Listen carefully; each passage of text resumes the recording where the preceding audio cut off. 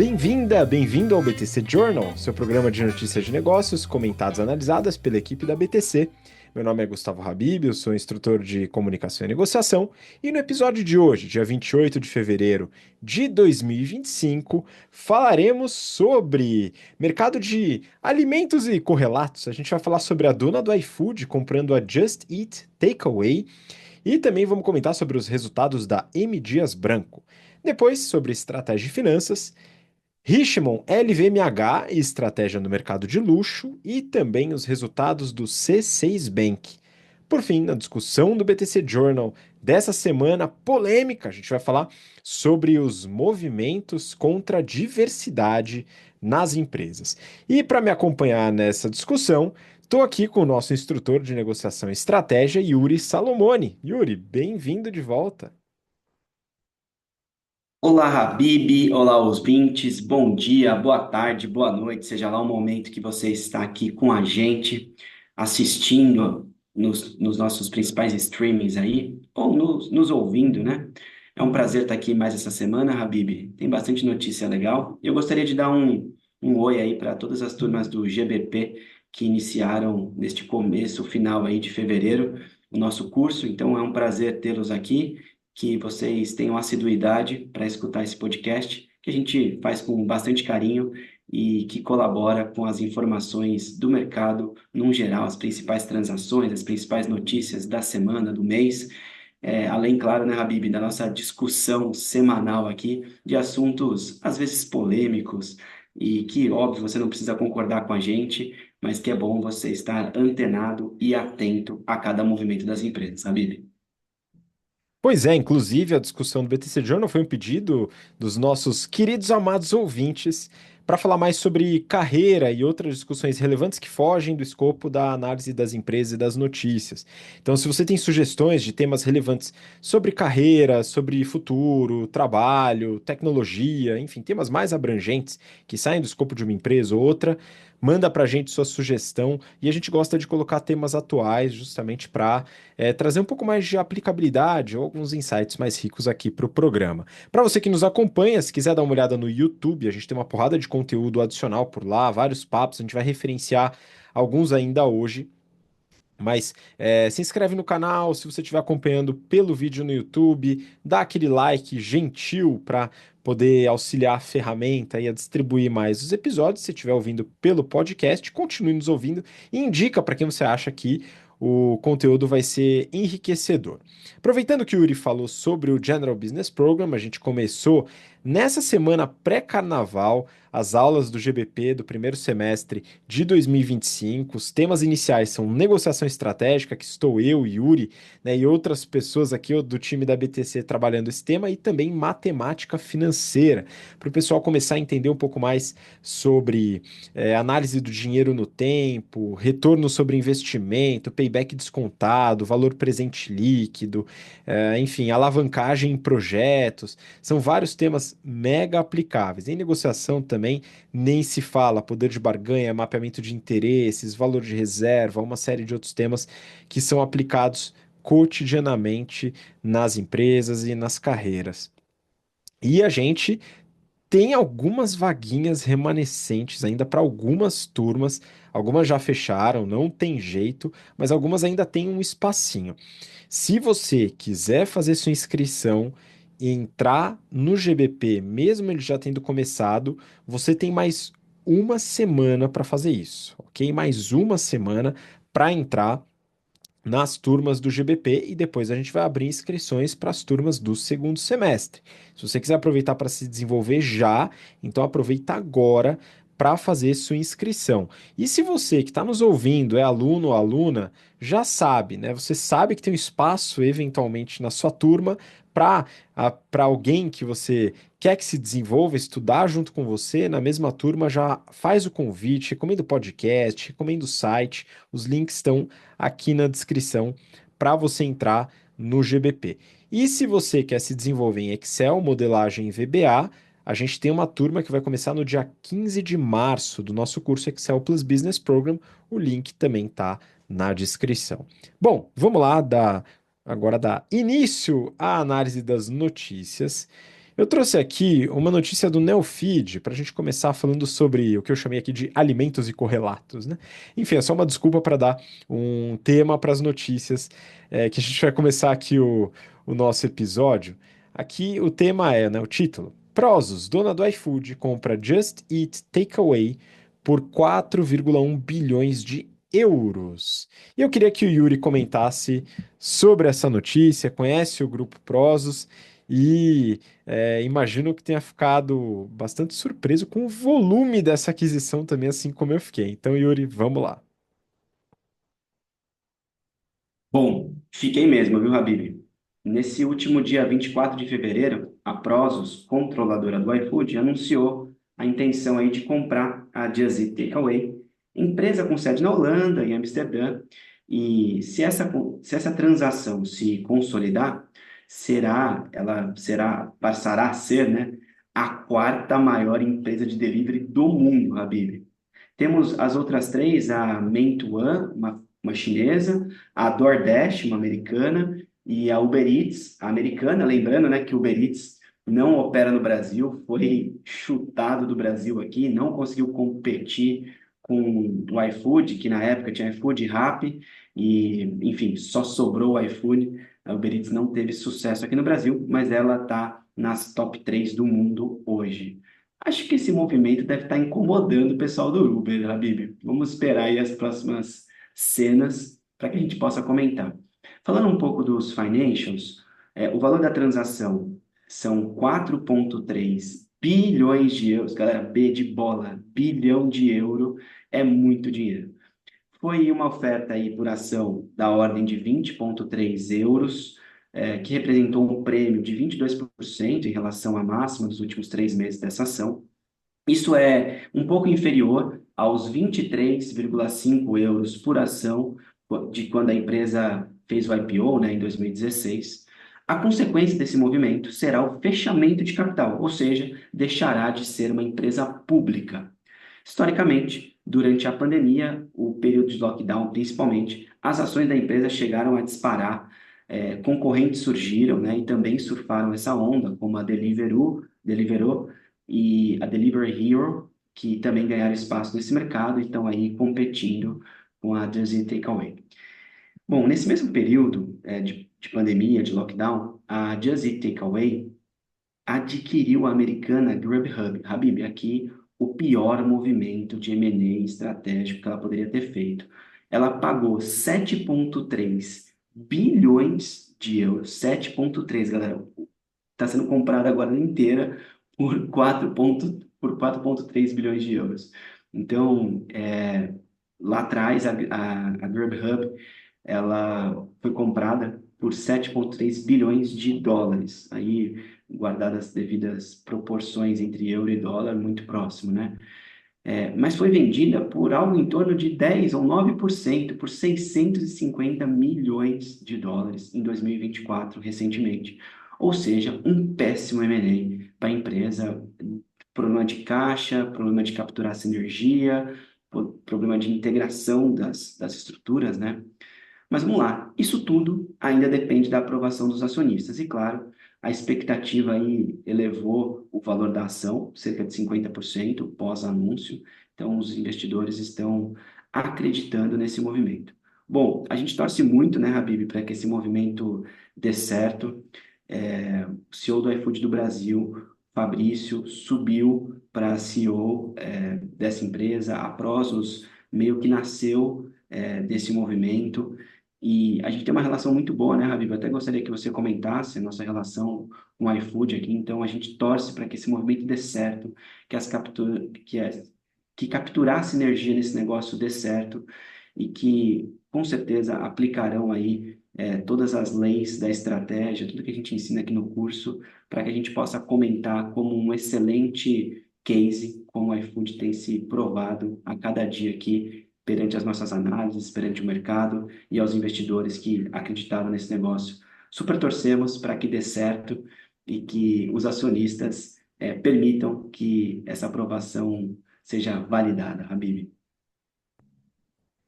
Também acredito que vai ser, não vai ter nenhum problema e a gente tem muita felicidade de acompanhar por dentro do desenvolvimento do iFood, principalmente, né? A gente chegou a trabalhar com algumas empresas também do grupo, mas o iFood foi certamente a principal, desde antes da pandemia, onde o iFood estava em outro patamar. Então, a pandemia, né, deu um boost. A gente, além de acompanhar, a gente auxiliou, né, através de diversos projetos, junto, né, com a BTC. A gente pôde estar lá dentro, acompanhando, auxiliando, desenvolvendo uma série de profissionais dentro do iFood. A gente ainda tem um relacionamento muito bacana, né? Várias pessoas do iFood ainda também vêm para os nossos cursos, né? Alguns no GBP, outros no Strategy.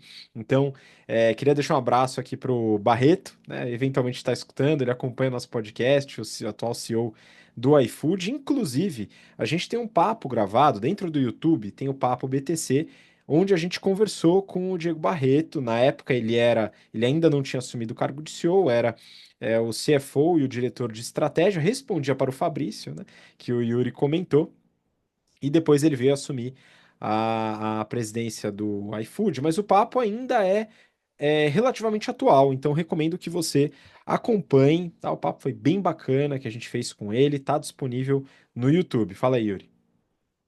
Habib, até aproveitando aqui, né, a relação que a gente tem, eu queria mandar um abraço também ao meu grande amigo, o Felipe Almeida. A gente conhece ele como House, né? Fez faculdade comigo e hoje ele é Head de Growth no iFood. Com certeza está aí a par desses números todos e tomara que as expectativas de growth lá sejam atendidas para que o Felipe, que também foi aluno da BTC lá em 2015, Habib, deve estar lá executando 10 anos depois boa parte do que ele aprendeu aqui com a gente. Então, sucesso, Felipe e toda a equipe do iFood. Felipe, então, foi aluno raiz, 2015, faz tempo ali, 2015, era GBP turma 13, 14, sei lá, 10, 11, não sei. Era por aí, Eu né? posso estar levemente enganado, mas foi turma 15, Habib. Turma 15, beleza, turma 15. Hoje a gente está chegando perto da turma 130 do GBP, para ter uma ideia, né? Então, a gente também cresceu, não tanto quanto o iFood, mas aqui também se desenvolveu bastante. Aí já tem dezenas de milhares de alunos na história da BTC, a gente tem muito orgulho de falar isso. Enfim, né? Vamos acompanhar essa movimentação. Acho que tem tudo para dar certo. Vamos dar sequência, mais uma notícia do Neofeed, o que explica as quedas na receita e no lucro da M. Dias Branco.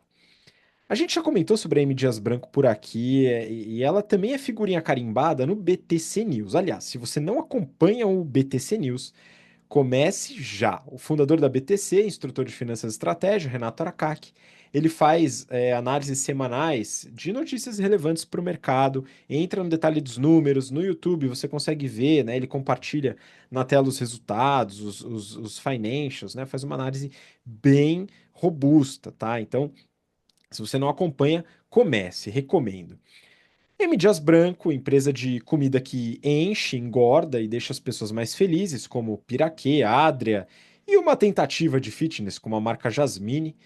Bom, brincadeiras à parte, é um portfólio de marcas fortes e com alto volume. Eles fecharam o ano de 2024 de forma decepcionante. A receita caiu 10,9% em relação a 2023, chegando a 9,7 bilhões de reais, e o lucro líquido caiu 27,3%, resultando em 646 milhões. As justificativas são alta no preço das commodities, como trigo, açúcar, cacau e óleo de palma, além da alta do dólar, que impactou mesmo só o último TRI. Vocês devem ter acompanhado, talvez a gente tenha comentado alguma coisa aqui no BTC Journal, mas talvez tenha sido um dos assuntos mais comentados aí no final do ano, a alta do dólar aqui no Brasil. O diretor de relação com investidores parecia bem desapontado também. Parece que esperava algo melhor, dado que o custo de produção caiu. O problema é que o preço também. E para você que fez o nosso curso de pricing, o Pricing Strategy Program, que inclusive está com inscrições abertas para a turma que começa em maio, e se você quiser conhecer, o link também está na descrição do episódio. Se você já fez o curso, sabe que em muitos casos, e dá para analisar isso através de modelos robustos, os quais, se você fizer o curso, você vai ter acesso, que a variação de preço é muito maior, né, o impacto da variação de preço é muito maior do que o impacto na variação nos custos principalmente fixos. E aí tem dois eventos que eles pontuam. Um deles é a implementação de um novo sistema de gestão. Ó, felizmente, eu nunca passei por isso nas empresas que eu trabalhei, mas já acompanhei em clientes nossos aqui da BTC que estavam passando por esse processo. Agora eu sei que o Yuri, que está aqui com a gente, já passou por esse tipo de insalubridade. Eu queria que você contasse um pouco. Realmente é tão penoso assim? Habib, eu tenho três pontos para falar disso. É difícil, é caro e é demorado. Nas vezes que eu passei por essas mudanças, todas elas tiveram esses três pilares para embasar, e eu tive sucesso ou acompanhei o sucesso em apenas uma delas. O que eu quero dizer com isso é o seguinte: mudar o sistema não resolve o problema, se você não tiver pessoas capacitadas para executar adequadamente a sua estratégia. E muitas vezes a desculpa é colocada no sistema. Então, avalie bem se você realmente precisa mudar o sistema ou os processos e as pessoas para que executem adequadamente as estratégias, sabe? Cara, isso que você falou é excelente, porque mudar sistema não é mudar processo, são duas coisas diferentes. E é bem importante pontuar isso, né? Às vezes a gente confunde, a gente muda o sistema, o processo melhora. Não, o processo não muda, muda o sistema, são duas coisas diferentes. Mas assim, como você mesmo colocou, vamos dizer, pode ser um impacto não recorrente de um determinado resultado, então eu vou aceitar essa desculpa. O outro é a disparada do preço do trigo no meio de 2024, que segundo eles acabaram aumentando os preços e os concorrentes não acompanharam, gerando queda de volume. E aqui tem dois temas que a gente trabalha no nosso curso de pricing. O primeiro é a elasticidade. O preço pode alterar a demanda. Nesse caso, para produto de baixo valor agregado, com bastante substituto, é batata, às vezes literalmente. Por isso, tem que ser feita a análise da elasticidade, e não sendo uma curva apenas ou uma reta, mas em trechos dela, é a famosa derivada. No PSP, a gente faz essa análise. O segundo é a dinâmica de competição e guerra de preços, que pode ser muito bem analisada através de teoria dos jogos, por exemplo. É um tipo de teoria onde a gente pode aplicar a precificação. As saídas buscadas, dependendo do próximo passo do adversário num jogo, e as probabilidades envolvidas são formas interessantes de tomar decisão de preço baseada na resposta do concorrente.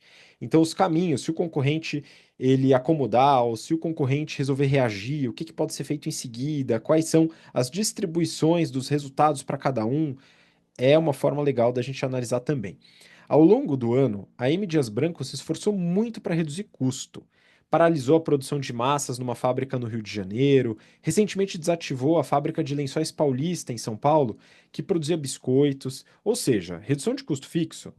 Aparentemente está em ordem, estão fazendo a lição de casa. O problema, acredito eu, é na estratégia de produto e preço. A M. Dias Branco, ela passa por uma turbulência que não tem prazo de validade, que é a mudança de hábito de consumo atrelada a um aumento no custo de vida, que gera uma contradição que é muito difícil das empresas se adaptarem, mas elas têm que dar um jeito.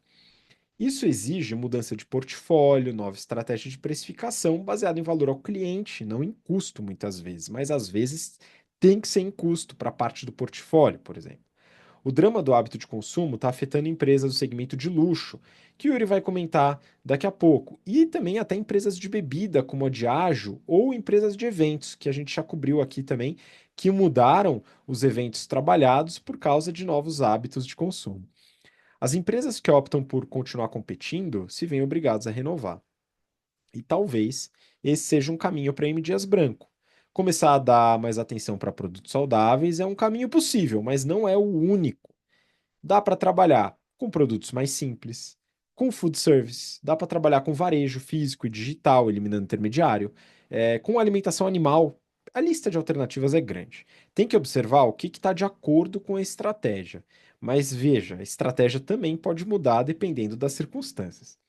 Algo que dá muita tranquilidade para a empresa poder eventualmente alterar ou executar novas estratégias é que a alavancagem é historicamente baixa, margeando ali algo como 0,5 vezes dívida líquida por EBITDA. É uma estrutura de capital saudável. Vamos observar as mudanças que a companhia vai implementar. Eu espero mudanças, porque só reduzir custo aparentemente não vai funcionar, né? Tá bom, tá reduzindo, legal, mas a mudança tem que ser feita no top line, na minha opinião. Então vamos observar se eles realmente vão implementar esse tipo de mudança. E aí, falando em mudança, né? Não propriamente mudança, mas Yuri, eu estou planejando minhas férias para final de maio, né? Ali no final das aulas de marketing, etc. Eu devo tirar uma semaninha e vai ser a primeira viagem de avião do moleque que invadiu aqui a casa, beleza?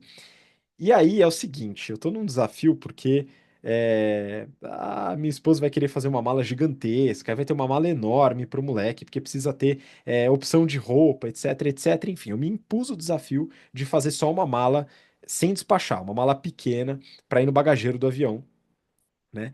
E eu vou te falar que o desafio tá sussa. Uma viagem de uma semana tranquilo por causa da Insider. Por causa da Insider. Por quê?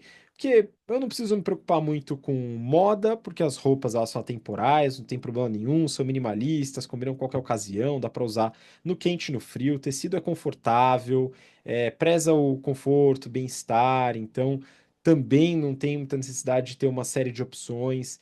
Tem ação anti-odor, então também sei que eu vou conseguir usar eventualmente mais vezes sem precisar lavar, porque eu acho que eu não vou ter disponibilidade de máquina onde eu vou. Ou seja, tem uma mala pequena, não precisa nem despachar, fica uma semana e sobra. Então, foi me imposto o desafio, mas eu já cobri esse desafio com a ajuda da Insider, que é a parceira aqui do nosso BTC Journal. E se você também quiser aproveitar para dar uma atualizada no guarda-roupa e montar um guarda-roupa que seja fácil para viajar, inclusive aproveitando que estamos entrando no carnaval, né? Eventualmente sua mala ainda não está pronta e você consegue fazer esse tipo de movimento, é muito bom para montar uma mala compacta, otimizada e fazer uma viagem sem estresse, tá? Você pode aproveitar usando o cupom BTC e entrar no link que está aqui na descrição para aproveitar seu descontão na loja da Insider Store. Então acompanha lá e dá uma olhada, vê se você consegue otimizar seu guarda-roupas. Bom, vamos dar sequência? A gente vai falar um pouquinho de estratégia de finanças. Eu trouxe aqui uma notícia do Brasil Journal. O dilema do luxo. Como Richemont e LVMH conciliam preço, exclusividade e demanda.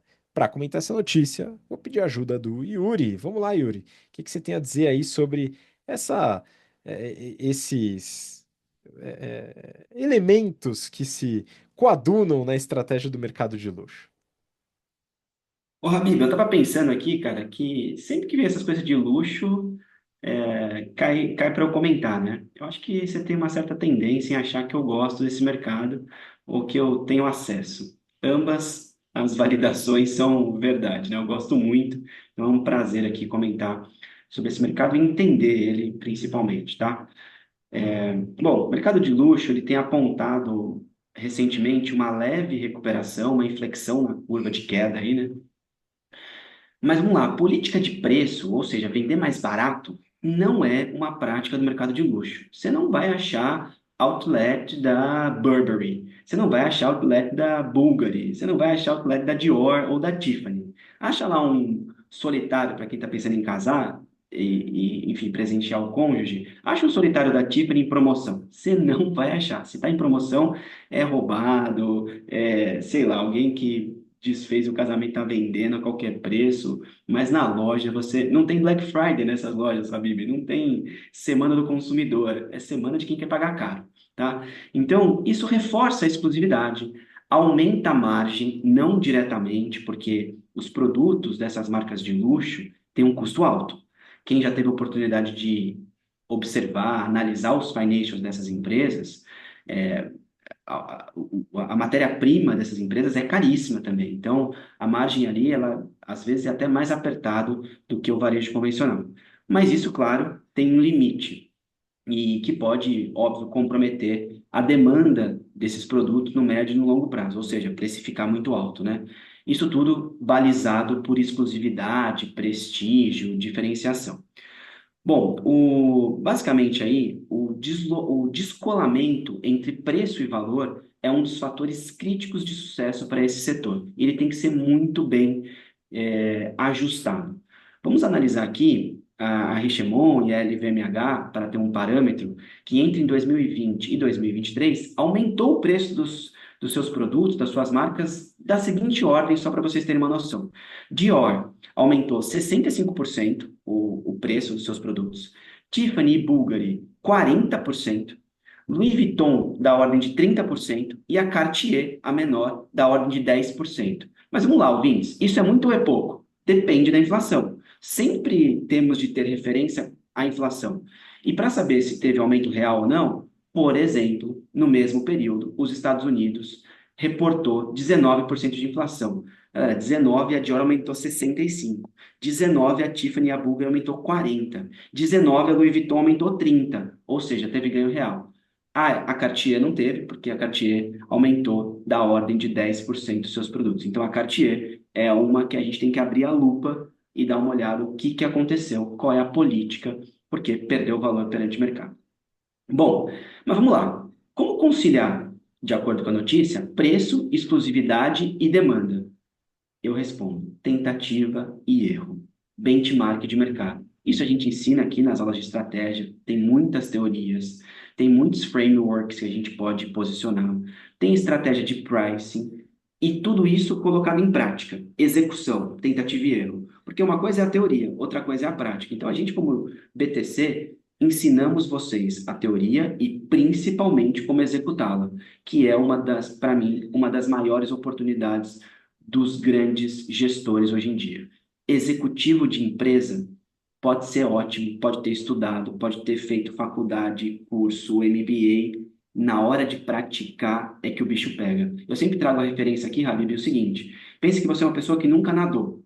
Aí eu vou lá e te dou uma aula de natação fora da piscina, como você faz os movimentos para você nadar, ou dentro da piscina mesmo, como que você faz o movimento de costas, de peito, nado borboleta. Mas de verdade, com 1 hora de treinamento e eu te jogar na piscina, você se afoga. Porque você não tem técnica, você não sabe aplicar. Então a experiência vem do momento seguinte que você precisou dela. Quando você se vê na necessidade de usar algo e não sabe, a experiência se dá. Eu não estou dizendo para você não estudar, eu não estou dizendo para você não fazer MBA, mestrado, doutorado ou coisas do tipo, mas aprenda a executar. E é isso que os executivos da LVMH, da Richemont e afins fazem, executam bem. Mas vamos lá, para conciliar isso tudo, a gente não é uma pergunta fácil de ser respondido de maneira objetiva, mas vivendo o varejo por algum tempo da minha vida, testar, testar e testar. Errou, corrige rápido. Faz o benchmark com seus concorrentes, com seus pares, com as pessoas que trabalham com você, vejam a experiência das pessoas, mas teste, teste, teste o tempo todo. Não pode parar. Para finalizar a análise dessa notícia aqui, Habib, eu sempre trago um pouco além da notícia, né? O que eu estou lendo, o que eu estou praticando nas empresas que eu tomo conta aqui é a tendência versus a pendência. O fim do dia não pode ser mais importante do que o fim do mundo. Então, se você for uma pessoa que lida o tempo todo com pendência e resolve probleminhas que aparecem na sua frente, você é o típico profissional tarefeiro. Eu te dou uma função, você vai e faz. Mas qual é a pendência? O que que você viu de inteligência artificial? Qual é a tendência do mundo para onde o mundo vai, para onde a sua carreira vai, a sua profissão, a sua execução. Então, aqui, trazendo o mercado de luxo como balizador dessa minha fala, estude, não pare de se atualizar e veja para onde o mundo está indo. Não seja uma pessoa só tarefeira. E tarefeiro, no melhor sentido da palavra, você executa o que você tem que fazer, resolve os seus problemas, mas você tem que pensar sempre a médio e longo prazo para poder ajustar a direção e o sentido da sua vida, da sua carreira e da empresa para a qual você presta serviço, que você é funcionário e afins. Então, essa análise que eu queria fazer aqui do mercado de luxo, Habib, que deu uma inflexão na curva aí, tomara que se recupere e que a execução desses executivos, dessas estratégias, seja feita de maneira exemplar e que sirva como referência para a gente comentar aqui nas próximas semanas. Excelente, muito bom. E o mercado de luxo tinha passado por uma inflexão no sentido contrário, né? Então tava com uma queda, depois ele voltou a subir, tá mostrando uma recuperação. E olha, Yuri, eu já comentei muito sobre a LVMH, sobre o JHSF, e aí hoje realmente até talvez pelo momento, os altos custos que eu tenho em casa, eu prefiro comentar da Piraquê e deixar agora a LVMH com você, tá bom? Enfim, agora vários desses elementos que você colocou aqui, a gente vai retomar na discussão do BTC Journal de hoje. Então, você que está nos acompanhando, segura aí que vai ter uma discussão importante para você na última notícia. Mas antes dela, eu vou passar uma outra notícia aqui do Neofeed. C6 Bank entrega o primeiro lucro anual da sua história.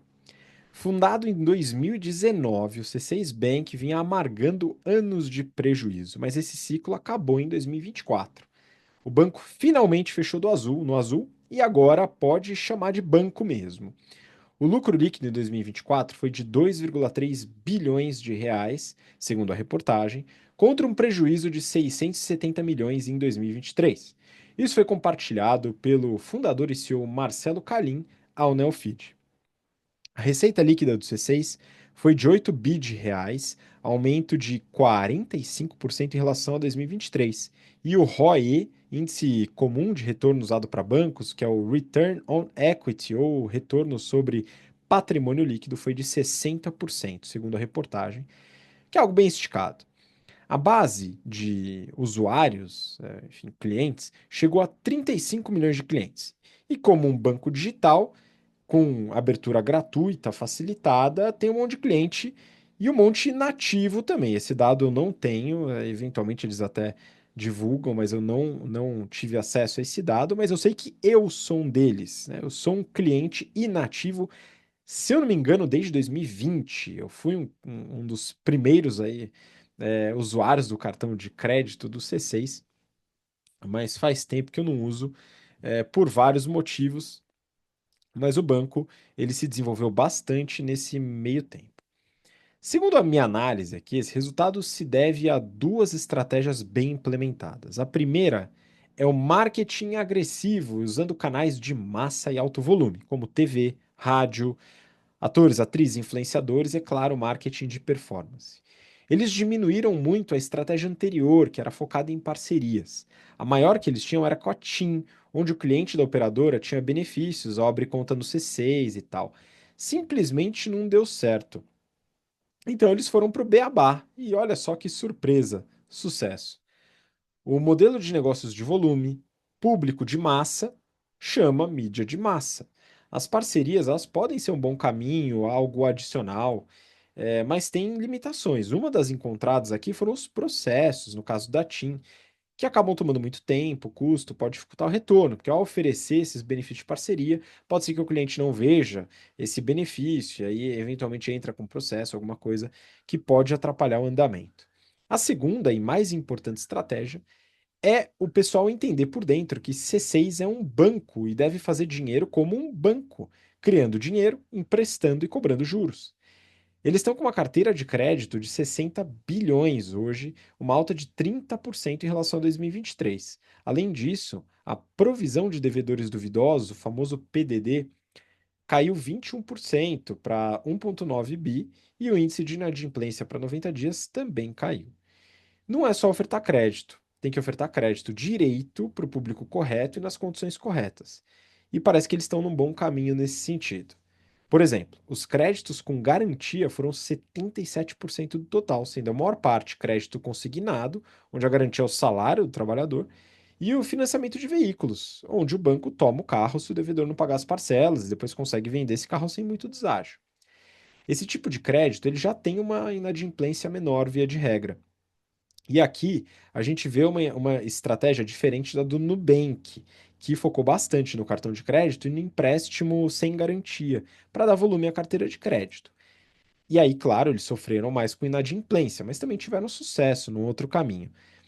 Algumas pessoas ficaram receosas com o prejuízo do C6, mas está explicado. Eles buscaram um caminho, ao meu ver, mais longo e duradouro da sustentabilidade financeira, arriscando um pouco menos, segurando um prejuízo por alguns anos, mas seguindo um caminho onde a inadimplência é menor, os produtos eles são eventualmente mais recorrentes E eles conseguiram, né, atingir a sustentabilidade financeira, né, ou o lucro líquido, no caso específico aqui, em 5 anos. Tá? Aqui não é nenhuma eternidade. Deve continuar dando lucro se eles não fizerem nenhuma grande estripulia ou algo que fuja muito da normalidade. A gente vai acompanhar, mas aparentemente é um banco que, assim como o Nubank, por outro caminho, seguiu o caminho da sustentabilidade financeira, né, sem grandes problemas. Então, aqui a gente fica com o C6 e vamos dar sequência para a discussão do nosso BTC Journal. Eu peguei aqui uma notícia do Valor Econômico e o título é Movimento contra a Diversidade repercute no Brasil. Eu vou começar aqui, depois eu vou pedir para o Yuri complementar, colocar, enfim, os seus pontos, mas eu vou dar um breve resumo da notícia e vou colocar uma experiência também, talvez um pouco análoga. A notícia ela comenta inicialmente sobre uma executiva da Meta aqui no Brasil, né? Meta, empresa dona do Facebook, WhatsApp, Instagram. A executiva Daniela Sapin, ela anunciou pelo LinkedIn sua demissão voluntária, né? Ela se demitiu da Meta, ela ocupava o cargo de head de políticas públicas para o WhatsApp aqui no Brasil. E a sua demissão foi motivada pelos anúncios recentes da Meta, eliminando ou reduzindo políticas de diversidade e inclusão. E aí isso motivou a sua demissão. Ela discorda dessa mudança nas políticas de diversidade e inclusão. E no caso aqui seria uma mudança pontual, mas tem algumas outras empresas que optaram por seguir esse caminho de reduzir os esforços e iniciativas voltadas ao que eles chamam de DEI, diversidade, equidade e inclusão. Algumas delas, a Disney, que é uma empresa que talvez tenha sido relativamente conhecida por políticas de inclusão e algumas pessoas e alguns grupos acreditam que ela trabalha esse tema dentro dos seus conteúdos e suas produções. O Walmart é uma outra empresa que também tem notícias de ter reduzido seus programas de DEI. McDonald's e a consultoria Accenture, né? Accenture ela anunciou, através da sua CEO, Julie Sweet, o encerramento de suas metas de diversidade e inclusão. Ou seja, a gente tem um movimento de algumas empresas, não parece ser um movimento generalista, pelo menos não ainda, de mudanças para redução ou eliminação de políticas voltadas à diversidade. O Google também tinha confirmado que ia abandonar metas de contratação de pessoas oriundas de grupos subrepresentados, né, e que estava avaliando as políticas de diversidade e inclusão, né? Apesar deles terem, né, aqui na reportagem do Valor, o Google foi procurado, né, e diz que se compromete a criar um local de trabalho onde todos os funcionários possam ter sucesso e oportunidades iguais. Enfim, qual o pano de fundo dessa mudança toda, tá? Só mais um caso. A Uber no Brasil, por exemplo, ela deixou de ser signatária do Fórum de Empresas e Direitos LGBTI+.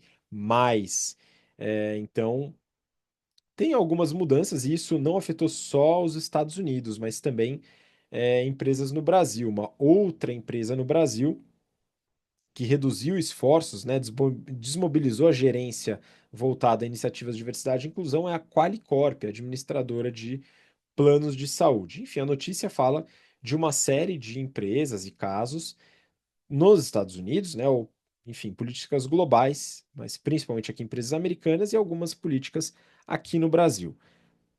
Pano de fundo, eleição de Donald Trump nos Estados Unidos. Isso aqui é uma causa comum a todas essas empresas, tá? Então, independente de visão política, etc., pelo que tem sido observado e declarado por muitas dessas empresas, a eleição de Donald Trump nos Estados Unidos e o seu posicionamento, posicionamento de governo, que não fomenta, como fomentava o governo Joe Biden nos Estados Unidos, o governo anterior, políticas de inclusão, diversidade. Isso é um pano de fundo, é uma causa para que empresas alterem o direcionamento estratégico nessa linha de diversidade e inclusão.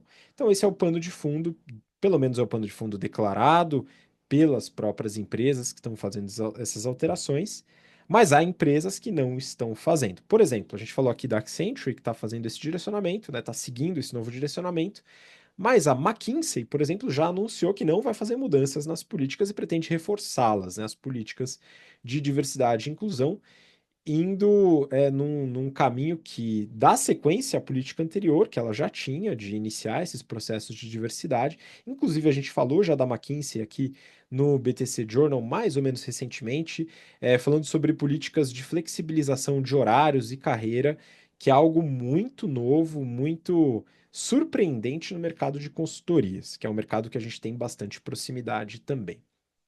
Então, é, há algumas empresas grandes, relevantes, que estão seguindo essa mudança da política de governo dos Estados Unidos e implementando isso nas empresas.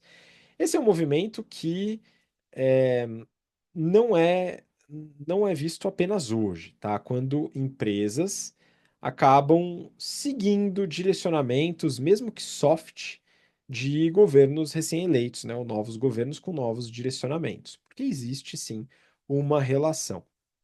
Então, esse é o ponto da notícia, tá? Aqui, e aí, antes de passar a bola para o Yuri, eu queria colocar uma experiência pessoal que não envolve política de diversidade e inclusão, mas é para a gente poder também encaminhar num outro sentido, também focado em carreira.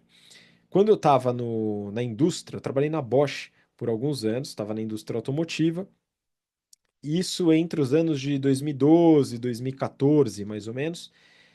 Era um período onde o Brasil estava com uma série de estímulos, era o primeiro mandato do governo Dilma Rousseff na época, e havia uma série de estímulos para a indústria automotiva, redução ou isenção de IPI, redução de ICMS, subsídios para a indústria automotiva, e isso ajudou muito a alavancar o mercado automotivo e, consequentemente, as oportunidades de carreira, crescimento, etc.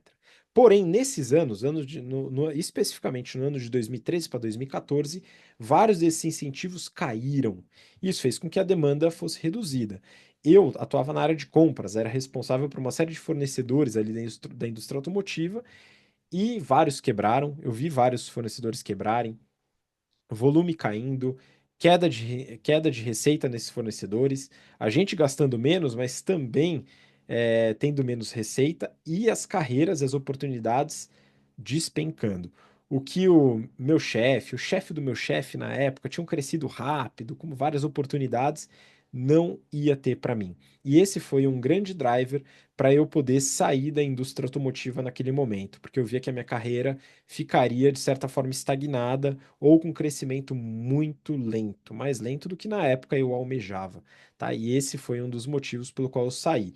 Ou seja, uma política de governo que foi a retirada desses benefícios, e claro, a inclusão deles num primeiro momento e tal, não é essa discussão que eu quero fazer aqui, mas a mudança de uma política de governo resultou numa mudança de carreira para mim, tá? Eu aqui que estou falando com você que nos ouve nesse momento, tá? Então isso me afetou. Então, com isso em mente, queria passar a bola para o Yuri para trazer aqui mais do que 2 centavos a essa discussão com a experiência dele. Então, manda bala.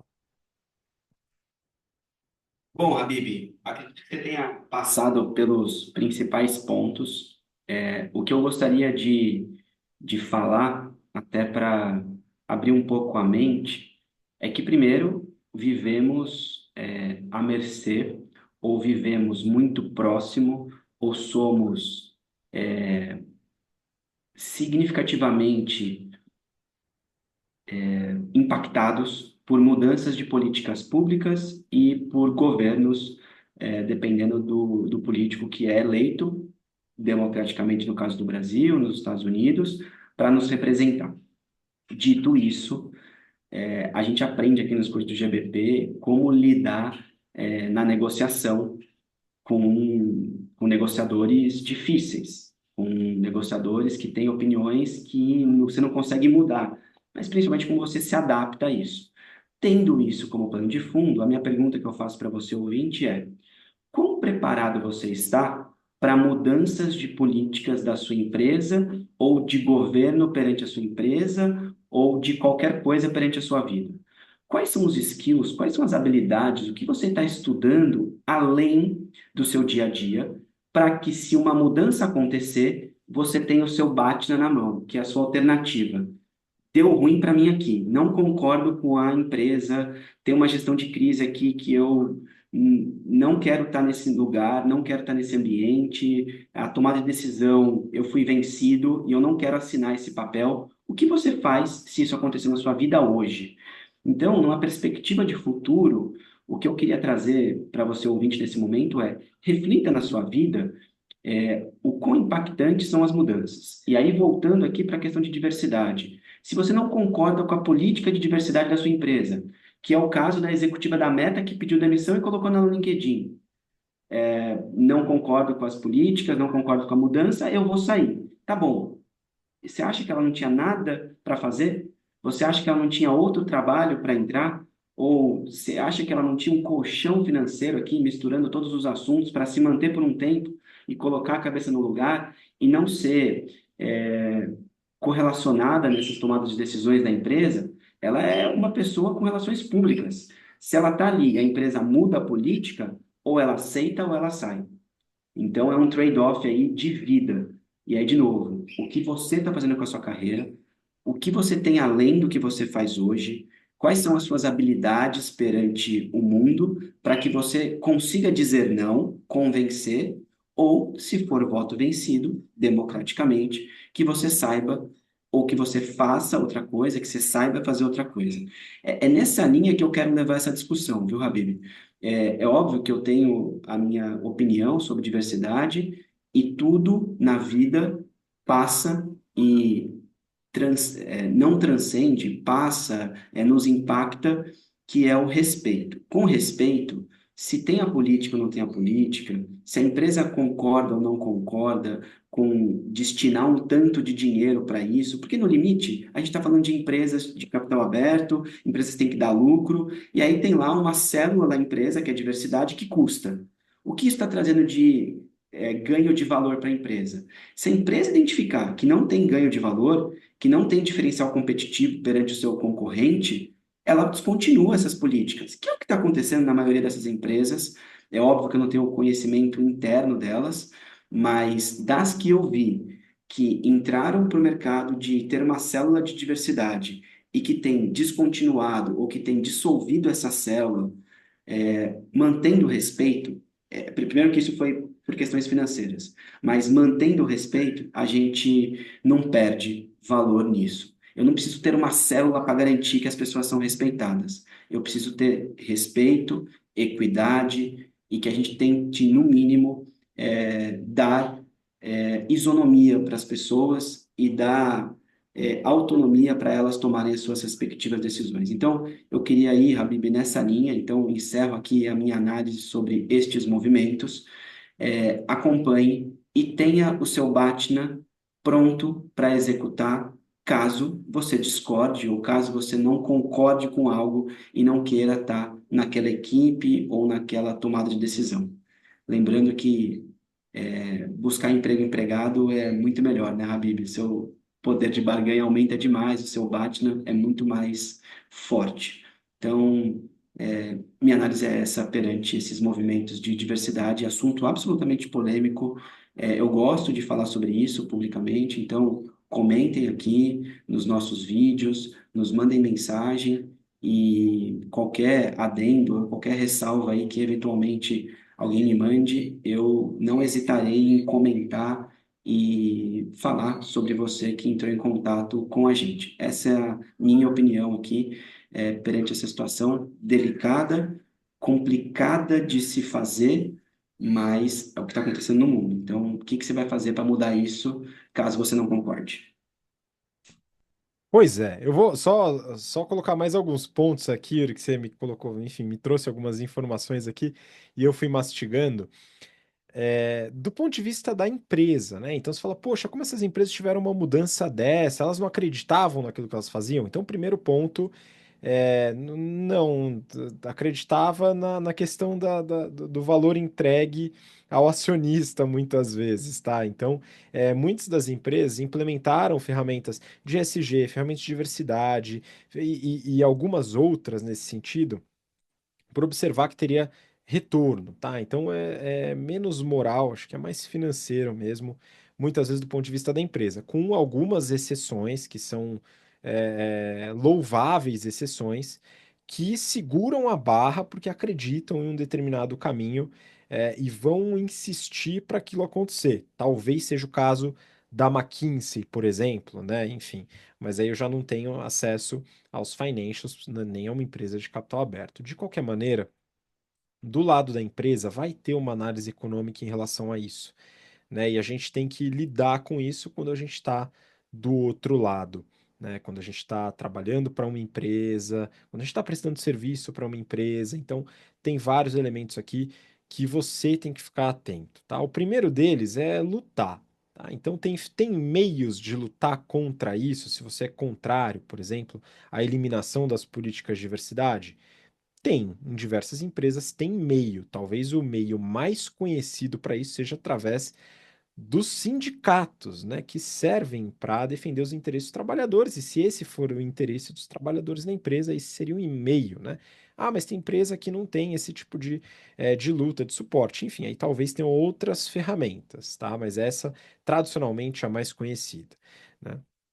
Agora, esse é um caminho bem difícil, tá? É um caminho bem difícil você tentar, como trabalhador, ou até um grupo de trabalhadores, alterar uma estratégia, uma razão da empresa ali, uma razão econômica. Então, é um pouco complicado. Uma coisa que a gente fala aqui, que é uma coisa que a gente consegue fazer individualmente, né, é trabalhar alternativas. É que o Yuri falou do BATNA, e esse é um tema que a gente trabalha na primeira aula de negociação, e o pessoal sai aprendendo na primeira aula a como desenvolver poder de barganha, porque o poder de barganha ele está construído, ele está sustentado na sua melhor alternativa.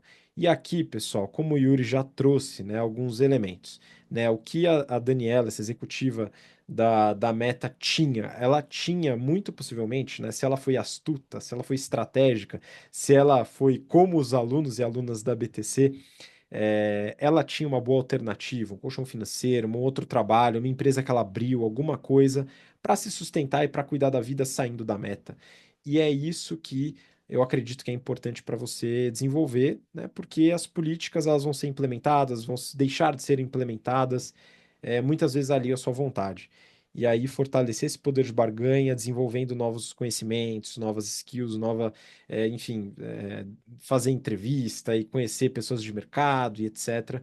São estratégias que você pode usar para poder é, sair de um eventual ambiente que pode não ser o ambiente preferido para você. E tem pessoas que vão torcer por esse tipo de mudança de política e aí vão se ver mais dentro da empresa, né? Agora a empresa me representa melhor porque ela não está lidando com esse tipo de política, né? Enfim, e aí é uma questão pessoal, né? Eu não vou entrar nesses meandros, mas aí a pessoa vai eventualmente buscar um crescimento na empresa porque está correlacionado com o que ela acredita, né?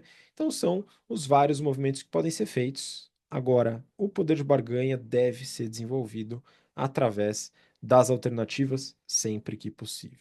Bom, aqui eu finalizo a minha intervenção aqui. E aí, Yuri, se tiver mais algum ponto, quiser contribuir, fica à vontade e também pode deixar seu abraço para a turma que nos ouve aqui. Boa. Bom, primeiro agradecer aí a todos que escutaram a gente até este momento. É um prazer estar aqui, Habib. Eu não tenho nenhum adendo a fazer em relação a isso, mas aceito críticas, sugestões e mensagens para que o assunto seja amplamente discutido e que a gente possa agir de maneira ativa perante esta mudança principalmente nas políticas de diversidade das empresas, o que nós, colaboradores, prestadores de serviço, executivos das empresas, podemos fazer para que isso não impacte o nosso propósito, não esteja em desalinhamento com a nossa política de vida, o que a gente quer para a gente como sucesso no mercado de trabalho. Essa é a ideia, essa é a sugestão de reflexão da semana, mais do que uma discussão, Habib, é uma reflexão, o que pode ser feito para que a gente atenda às nossas expectativas pessoais e profissionais na nossa vida. E é isso, foi um prazer estar aqui com vocês e até a semana que vem. Tchau, tchau. Pô, você falou que não tinha mais nada para adicionar, mas adicionou muito bem, gostei muito disso que você falou. Queria agradecer de novo sua participação e você que nos acompanha, nos assiste, nos ouve, sabe que pode deixar seu comentário, sugestões, críticas, etc. para a gente aqui. Se você é aluno ou aluna, né, nos vemos eventualmente nas aulas. Um abraço para você que nos acompanha e até o próximo episódio do BTC Journal. Tchau, tchau.